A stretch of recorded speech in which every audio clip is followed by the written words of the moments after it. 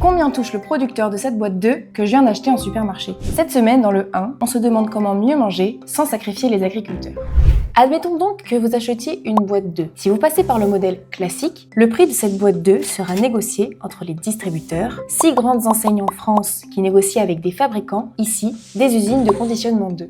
Les négociations sont très serrées. Les prix, qui sont forcément tirés par le bas, sont ensuite imposés aux producteurs.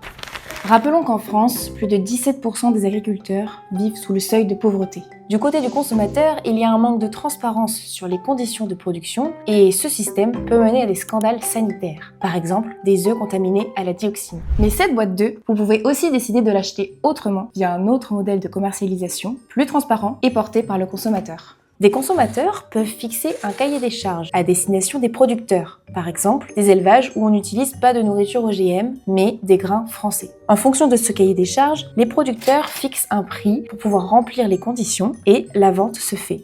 Soit en direct, dans le cadre d'une AMAP par exemple, soit dans le système de distribution classique en supermarché, mais avec une rémunération juste, transparente et garantie pour les producteurs. Finalement, on a un consommateur averti et des agriculteurs qui vivent mieux de leur travail et qui arrivent à transmettre leur ferme parce que ça donne envie. Pour découvrir cette grande infographie réalisée en partenariat avec C'est qui Patron, ouvrez le 1.